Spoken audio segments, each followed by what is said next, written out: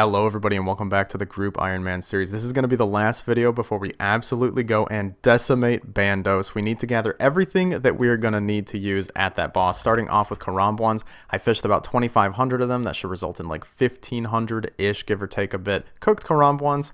And that should be good to last us for a while. I also really want to get a crystal shield for tanking at Bandos. I'm going to be tanking. Hopefully that goes well, but I really would like to get a crystal shield since I think it's the best shield I'm going to be able to get my hands on. And for that, I need to do roving elves, which requires 56 agility. So what we're going to do for 56, instead of doing the Canifis course, which is the best thing to do at this level because you get a bunch of marks of grace, we are actually going to be taking my agility potion with me all the way to the wilderness agility course. Normally you can't enter it until you're like, I think 52. 52 agility, but with this boost we're going to be able to get in, and you actually only need 49 to do all of the obstacles in there, and the XP should be way faster than the Canifis course. Really quick, I'd like to thank the sponsor of today's video, Exter Wallets. If you haven't heard of Exter yet, you might still be using an old wallet that's way too bulky or tearing at the seams. Well, Exter's got you covered with their minimalist wallets that fit nicely into any size pockets. While these wallets may be slim, they do have a lot of space inside for all the everyday items you'd normally carry in your wallet. Best of all is this little switch on the bottom. You just push it and out pops all your cards. It's so much fun to play with, but it's also much easier to get a card out of the middle than it is in a traditional wallet. The cards also slide back in very easily, making this my favorite feature of their wallets. They also recognize that us humans are forgetful creatures and leave very important things like our wallets and phones in random places and can't remember where we left them. That's why they offer a neat little tracker that fits easily inside their wallet. So if you happen to lose the wallet, you can simply pull up the tracking app on your phone and click the ring to find button and your tracker will start ringing. Now, if you still can't find your wallet, then you're in luck because the app also shows you its exact location worldwide, so you can know if you left it at a friend's house or in your car. Plus, the tracker is solar powered, so no trips to the store for batteries, just a little bit of time out in the sun, and it's good for months. Oh yeah, did I forget to mention, you can also ring your phone with the tracker too. This thing is so useful. If you want to support the channel and get yourself or a family member an amazing new wallet, use the link in the description to get 25% off your first purchase from Exter. Exter's been sponsoring the videos a lot recently, so a huge thank you to them. Now let's get back to the video. You need 52 agility. Ha! I simply drink the ground up remains of frog legs and I can cross. Unless I fail. I think you could still fall off it. Oh, come on. You can make it, buddy. Oh, second time's the charm, right? I don't know if you can only fail in that middle part. Yay! It looks like we're on the agility course, and now we should be getting like 5 million XP per hour. And we are finally the actual level to get in, 52 agility. Looks like we're getting about 33,000 XP per hour, and my run energy depletes all the time. Obviously, I do not have staminas or infinite energy potions, but that's really good. At, I think the Canifis, I was getting like 16 to 18k per hour, so this is literally almost double that already, which is great. And here we are the next morning, just gonna finish up this last lap, and we will be 56 agility. The Wildy course is so good. Look at that, 36k XP per hour now that I'm feeling the obstacles less. Definitely coming back here and just doing this all the way to 60, because honestly, the Canifis course gives a lot of marks, but it is so slow, and I don't even want graceful that bad right now. So yep, fail. That's actually efficient. It gets me down faster. A little tip I wanted to give you guys about this course: the lower your HP, the less damage you take from failing the obstacles. So you don't want to eat until you're literally like 10 hit points, even lower if you're more comfortable with that, but that does carry the risk of a PKer coming in one-shotting you. So I mean, well, you know what that means. It's time for Underground Pass, the bestest quest to ever be made. I love this quest so much, and anyone who doesn't love this, what's wrong with you, man? You don't love failing agility obstacles over and over again and ripping your hair out? It's probably my favorite activity. All right, check that out. There we go. We just threw the doll into the well or whatever the heck, and that's 24 minutes. 24 minutes to get through all of Underground Pass. It's really not that bad of a quest, you guys, I swear. You might want to get at least 50 agility before you do this, because before that it might be really bad. I don't know, but look at that. Less than half an hour. It's really not that bad, I promise. And there's the quest complete screen. These rewards, I never realized how silly these rewards are. 3,000 agility XP. Come on, man. Should have hooked me up with at least 10,000. But yeah, we got Iben's stuff, which is insanely good. And we should probably imbue it at some point. I don't really want to bother with it right now, since I don't have plans to mage anything at the moment. But it's like 200k, so we gotta get money. Just gonna knock out a few other quests that I need to do while we're waiting for Regicide, because you do have to wait to get that letter from that random NPC that pops up. I think it can take up to an hour, so maybe we'll get almost everything else we need done while we're at it. So we've actually brought along a new third group Ironman member. I think this dude is gonna contribute greatly to our team. Edgar's ruse done. Look at that, 11 1000 Herblore XP. I wish I'd done this earlier just for extra levels, but what did we get to? 49 herb just from that, and we're almost 50, so we're definitely gonna get to make the super strength potions, and that is huge. I don't think there's anything else that would really help us that's we're anywhere near getting. I guess super restores would be nice because General Grodor does drop snapdragons, which I could make into super restores. Actually, you know what? It probably would be better if I just got 90 Herblore first, because just having the super combat potion would save us some inventory spaces. So I'm just gonna go grind that out real quick. So apparently you don't even need to wait for the guy to come to you to start Regicide. You can just talk to the king. I never knew that. And Regicide done. Also not as bad as I remember. I mean, it was kind of annoying going through the underground pass twice without being able to, like, speed through it. But hey, access to Tyrion when unlocked. Almost 14k agility XP. Probably worth it. Roving Elves is now done. I don't like running and hiding behind mushrooms. Shield, please, my friend. Alright, if you ever need a replacement, come pay me an exorbitant amount of money. And, yeah. There we go. I guess I can go and start Morning's End Part 1 right now. Oh, no, I need 60 ranged. Oh, that hurts. But yeah, now we have a Crystal Shield. Look at the defense bonuses on this bad boy. Most importantly, 80 ranged defense. Plus, this thing looks absolutely sick. But yeah, that 80 ranged defense is going to help so much at General Grodor because when he pray in melee, his ranged attack will hit me. Well, hopefully it won't hit me as often now that I have this. Although it does only start with 500 charges. And once that degrades, I'm coming back here and paying 750k to get it fixed up. Ugh. And now the master plan finally falls into place. We got the amulets of chemistry so that we can make the prayer potions. Dave went and got us the snape grass, my good little supply gatherer buddy. And now there should be a 1 in 20-ish chance of making a 4-dose prayer potion when I'm wearing this amulet. Let's see if we can get it to proc. It'll look really nice.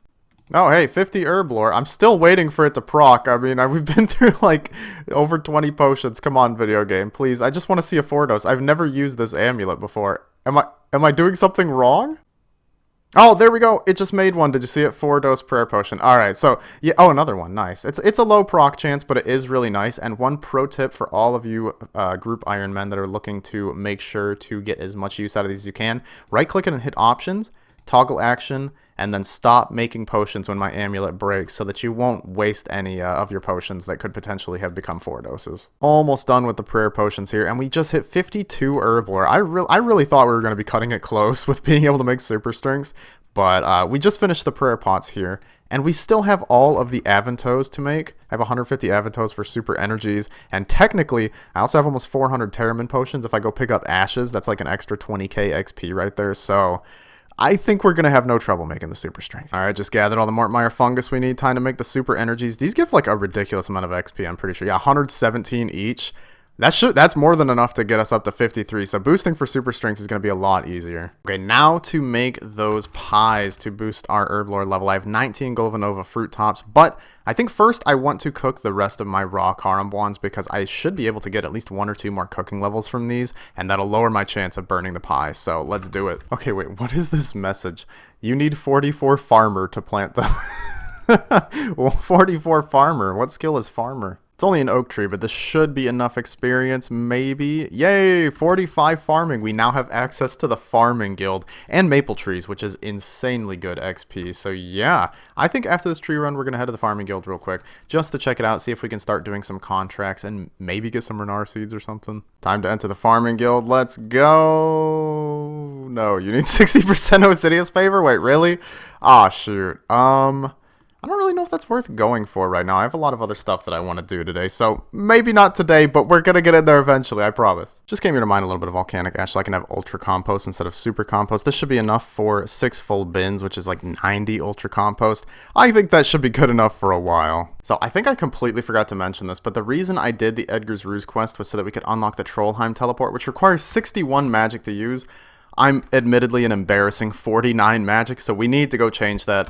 I guess I'm going to head to the Mage Training Arena, do the Alk room, and maybe some other rooms to work towards getting Bones to Peaches. I don't know if I'm going to go all the way to Bones to Peaches because I don't really need it at the moment. Dave already got it for Bandos. But I'm going to want to have it eventually for the Lumbridge Hard Diary anyways. So let's go to Mage Training Arena. Let's get some levels. I sold all the alkables we had in the bank, and we had about like 180k, and then I just blew it all on runes from Ali Morrisane here. If you didn't know, he has that Rune Doku shop after you complete the feud and then do a little bit of his mini quest. And all the runes there are pretty discounted, so it was overall decently cheap. We've got all these runes. I hope that's enough to get me to 61. It should be. We've got 10,000 coins. We got the warning. You can't deposit more than 12,000 at a time. Wait, no, I want to get to 10,000. Get that warning out of my face. Yes, I know. Okay, 10,000 coins all at once for 20k magic XP drop. That is beautiful. 52 magic. So I kind of wanted to do the other rooms to get to 55, but the other rooms are much slower XP than this. This room has such good XP per hour. It's hard not to just do this, honestly. This should be enough to get 55 magic, which is huge because now I can high elk, which is like a wow, that's like a 30 extra XP per nature rune. So yeah, that is huge. Here's the last points I'm going to submit in. There's 7,800 XP. So we only made it to 55. We still need, well, 5 and like 751 XP worth of levels. And we're like all out of nature runes, which is a little bit painful. I don't think the XP from the telekinetic room is that good, and I don't think the XP from the enchanting room is that good, but it's all we have left. Well, here's 200 points in the telekinetic room. Does not really give that much XP, unfortunately, and we still use most of our law runes, so our final hope is the enchanter's room. It should be okay. We actually just unlocked level 4 enchant with 57 magic, so it should be decent. I hope it's decent. One last enchant here, and boom, we're done with every single room except the graveyard room. Don't think I want to waste nature runes on the graveyard room now. Probably right after Bando, so I'll just come here and finish off Bones to Peaches. But we have everything we need for it in just one day. It was actually ridiculously fast. I remember this being pretty bad, and I hear people complain about it for the Lumbridge Diary, but like, it's pretty easy. So I went and grinded some more money and bought more nature runes because I figured this is probably the fastest XP I can do. And this should be enough. Yep, it was just enough. 61 magic. We can now teleport to Trollheim. Perfect. That is exactly what we've been wanting to do. Let's exit through here because I'm paranoid it's not going to save my points and junk if I don't. I think it also gives you some coins. Yeah, we got 1,000 GP from that. Wow, that's a huge rebate. I'm just cooking up the rest of these current ones, and we actually just hit 70 cooking, which means I have the requirements to do the King Awawogi subquest for Recipe for Disaster, so we could go and get ourselves a pair of rune gloves. It's a very small upgrade, but every little bit counts when we're fighting Bandos in such scuffed gear. And jumping back over to the Botanical Pies, which is why we were cooking the current ones before we did this. Use these on the range. How many of these are we going to burn? Like I said, I have 19 of them, I think. 4, 8, 12, 16. Yep, 19. Okay, we're off to a great start, cooking 3 in a row. Okay, is this normal? We haven't burned a single one. I thought that the burn rate was like 20% or something like that. Wait, let me look this up. We've only got 70 cooking. I figured we'd still have a chance to burn them. But hey, look at that. 19 Botanical Pies, which is actually 38 bites of Botanical Pie, because when you bite it, you only eat half of it. So that's 38 plus 4 Herblore boosts that we have now. I don't think we're going to need more than these, like, ever, but if we do, they're really not that hard to make anyways. Okay, so I looked it up on the wiki, and normally when you cook on a normal range or the Hosidius range, the burn rate at 70 is like 10 to 15%, but for some reason, when you cook it on the Lumbridge range, it's a 100% chance to cook. I didn't know the Lumbridge range was just insane, but apparently it's OP for pies. No more distractions. Not only do we need 55 Herblore to make the super strengths, we also need 54 Herblore just to clean the quorms, so I'm going to have to take a bite of this pie and then start cleaning them, and then, you know, if our boost runs out, we're going to have to use it again just to clean the herbs. Okay, there's all the quorms cleaned. Good thing I'm a fast clicker, so that wasn't too bad. And I just had a sudden realization, oh my god. I don't have any limpwort roots, do I? No, but I have 18 limpwort seeds. I probably should have started farming these before. I didn't even think about the fact that you like need the limpwort roots to make the potion. So I'm going to go plant these in as many spots as I can, and we're going to start growing them because I don't know how else to get them. What am I going to do, kill hill giants? Okay, there we go. I've just planted all the limpwort seeds I can. That's all the patches that I have access to at least right now. So every 20 minutes, which is how long they take to grow, I'll be coming and harvesting some. Now, to be fair, the Bandos minions, I think, do drop limpwort roots, so we won't need as many as I thought we would because I'll just be able to keep making super strengths over time. But yeah, that was a pretty big forgetful moment from me. I can't believe I forgot we needed those. First limpwort run is done, and it looks like we got ourselves 22 limpwort roots. Wow, that is a lot better than I expected, honestly. This will not be too bad if these runs keep up. And I am using Ultra Compost. I know it doesn't affect the yield, but I really don't want these things to die. I kind of need a good amount before tomorrow because I think that's when we're going to start grinding Bandos. So while we're waiting for those limpwort roots to grow, I want to go ahead and finish Mage Arena 1 to get the Mage Arena Cape. It'll be super helpful since its Mage defense is really high and the Ardougne Cape really doesn't have the most impressive offensive stats, and it does have the stab bonus, but I'm going to be slashing with the scimitar, so it literally doesn't matter. Mage Arena Cape is better in every way, and as long as I'm not getting scouted by this dude with a bronze dagger, I should be okay. And Collodion is down. Iban's Blast OP, it absolutely shredded him. And I think that's it. I think we're done. I think I should be able to just walk through the magic pool and pick my Mage Cape. Now, normally I always choose the Zammy Cape just because I like the colors red and black the most out of all the selections. But I think this time I'm going to mix it up. I might go with the Ceradomin Cape. Let's do it. I'm committed. Pray at the statue of Ceradomin, and there is the Ceradomin Cape. Let's equip it. Look at that. +8 magic defense and +8 magic attack bonus. So, you know, when we actually mage one day, it'll be good.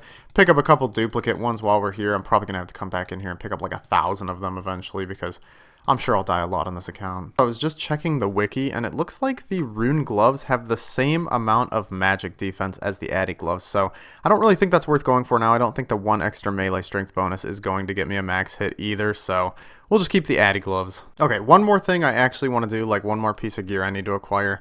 I mean, we're looking incredible already, but I think since I'm tanking, I probably want to go ahead and do Dragon Slayer so I can get a rune plate body.